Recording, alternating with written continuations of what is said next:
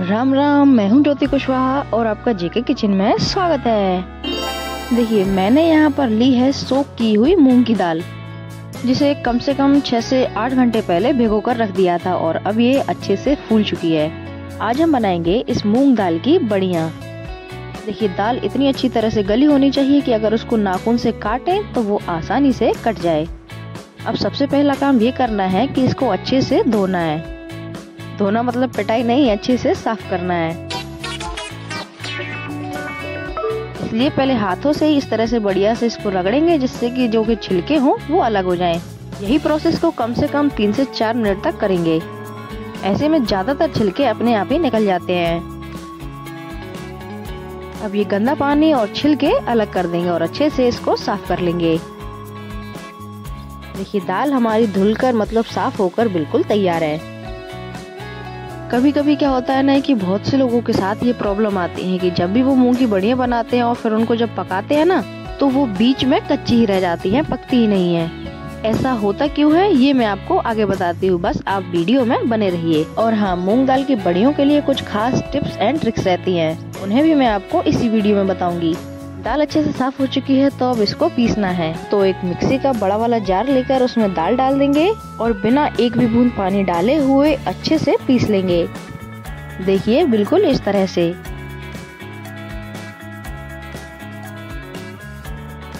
इस दाल को जब हाथों में छूकर देखते हैं तो ये हाथों में थोड़ी लग रही है, मतलब बिल्कुल भी बारीक नहीं है। हमें इसी तरह की दाल सारी पीसना है। जार में जो दाल है उसे पहले एक अलग बर्तन में निकाल लेंगे। दाल को जो हमने हल्का सा दरदरा रखा है, इससे जब हम इसको पकाते हैं तो इसका जो दाने वाला स्ट्रक्चर रहता है वो बहुत ही अच्छा लगता है। बस इसी तरह से सारी की सारी दाल पीस लेंगे, पर हाँ, बिना पानी डाले पीसना है।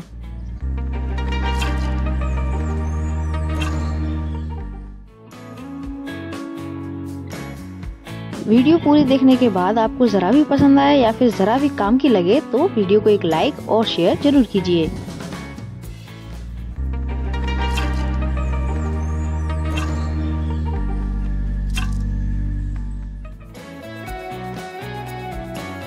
अब ये वाला बैच आपको थोड़ा गीला लग रहा होगा, वो इसलिए क्योंकि भगोनी में नीचे थोड़ा सा पानी रह गया था और उसी से ये हल्की सी, बिल्कुल हल्की सी ही गीली हो गई है। लेकिन डोंट वरी, इसका भी इलाज है। पहले सारी ही पिसी हुई दाल को जार से अलग कर लें। इलाज ये है कि सारी दाल को अच्छे से आपस में मिक्स कर दें, ताकि जब हम इसकी बड़ियाँ बनाएं तो कहीं सूखी कहीं गीली लगे, ऐसा ना हो। इसलिए इसे अच्छे से मिला लें ताकि ये सब तरफ से बिल्कुल एक सी हो जाए। अब हमारी दाल तो बड़ियों के लिए बिल्कुल तैयार है। अब एक दूसरी चीज भी जो जरूरी है देख लेते हैं। उसके लिए ले एक छोटी सी कटोरी, उसमें डालना है आधा चम्मच के करीब हल्दी पाउडर, थोड़ी सी हींग,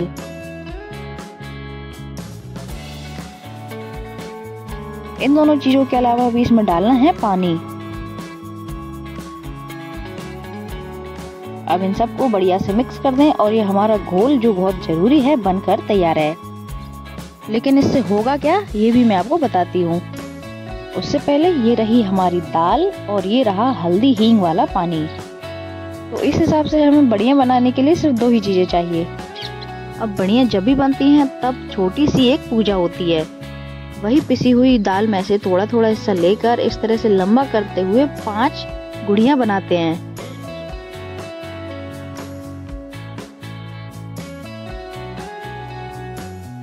अब लगेगी इसके ऊपर दूबा। दूबा वो हरी पत्ती होती है जो गणेश जी की पूजा में यूज होती है। तो इनको एक एक करके इनमें इस तरह से लगा देते हैं। देखिए, पूजा कंप्लीट हुई। अब बड़ियाँ बनाना शुरू करते हैं। सबसे पहले हाथों में थोड़ा सा हल्दी हींग वाला पानी लगा ले। उसके बाद पिसी हुई थोड़ी सी दाल लें और इस तरह से थोड़ी थोड़ी दाल को हाथों से बर्तन में थोड़ा थोड़ा रखते जाएंगे। इनके बीच में थोड़ा थोड़ा सा गैप भी रखें, नहीं तो ये आपस में ही चिपक जाएंगी। और हाँ, बड़ियाँ नीचे नहीं चिपके, इसलिए इस परात को पहले ऑयल से अच्छे से ग्रीस कर लिया है। बीच बीच में हल्दी हींग वाला पानी भी लगाते जाएं। अब देखिए, हल्दी हींग वाला पानी जरूरी इसलिए है क्योंकि एक तो इससे कलर अच्छा आता है, दूसरा हींग से खुशबू अच्छी आती है, और तीसरा जब इसको पकाते हैं तो टेस्ट भी बहुत ही अच्छा लगता है। तो हुआ ना, एक तीर से दो नहीं 3 निशाने। ये बातों बातों में हमारी एक परात भरकर तैयार भी हो गई है। अब इसी तरह से जितनी भी दाल बची है उस हिसाब से अलग अलग बर्तनों में तेल लगाकर बड़ियों को बनाते जाएंगे।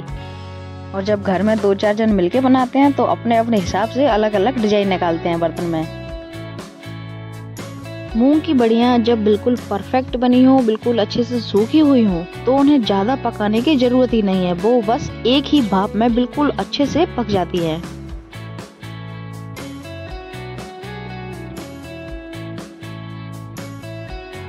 ये हमारी बड़ियों का लास्ट बैच था और ये रही बिल्कुल लास्ट वाली ही बड़ी। सारी की ही सारी दाल खत्म हो चुकी है। तो चलिए अब इन्हें ले चलते हैं एकदम कड़क धूप में। ये देखिए, ये जो हमने पहले बैच बनाया था ये वो है। ये रहा दूसरा बर्तन, ये तीसरा और ये चौथा। देखा आपने, सिर्फ उतनी ही दाल में कितनी सारी बड़ियां बन गई हैं। स्टार्टिंग में मैंने आपसे कहा था कि बड़ियां बिल्कुल अच्छे से पकती क्यों नहीं है, उसका एक कारण होता है। कारण ये होता है कि बड़ियों को धूप में अच्छे से सुखाया नहीं गया। याद रखें, बड़ियों को जब भी बनाए तो वो एक ही दिन में बिल्कुल अच्छे से ही सूख जानी चाहिए।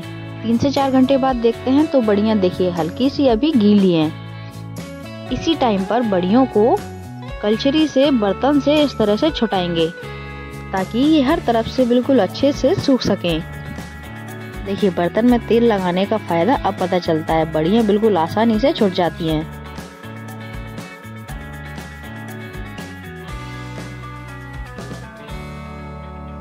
अब इन सारी बड़ियों को ही एक बड़े बर्तन में डाल देंगे।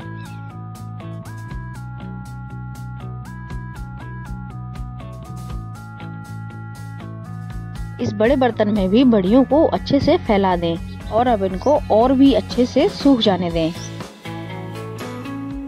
तो मिलते हैं इनके सूखने के बाद।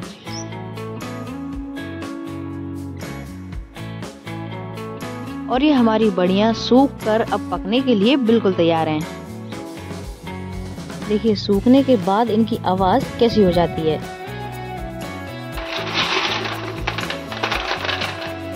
आवाज से ही पता चल रहा है कि ये बिल्कुल बढ़िया से सूख चुकी हैं। तो अब इनको स्टोर करने के लिए लेना है एक कोई भी बिल्कुल साफ बर्तन। इसी बर्तन में डालेंगे ये बड़ियां।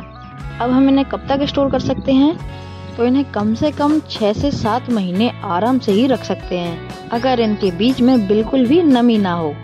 9 से 10 महीने भी रख सकते हैं अगर इनको बीच बीच में भी धूप दिखाते रहें। बस ऊपर से ढक्कन लगाएं और ये हमारी बड़ियां स्टोर करने के लिए बिल्कुल तैयार हैं। मूंग दाल की बड़ियां बनाने के लिए कुछ खास टिप्स एंड ट्रिक्स ये हैं। दाल गलाने से पहले ये देख लें कि बादल बिल्कुल साफ हो, बिल्कुल खिली हुई धूप हो और ये एक दिन में पूरी नहीं तो कम से कम आधी से ज्यादा तो सूख ही जाए। बनाने के लिए हाथों को बिल्कुल साफ रखें। बर्तन में तेल या फिर सूखा आटा जरूर लगा लें। अब करते हैं वीडियो को एंड, लेकिन उससे पहले जल्दी से जेके किचन को सब्सक्राइब करके बेल आइकन को दबा दीजिए। और मिलते हैं जल्दी नई वीडियो में किसी नई रेसिपी के साथ। तब तक के लिए राम राम।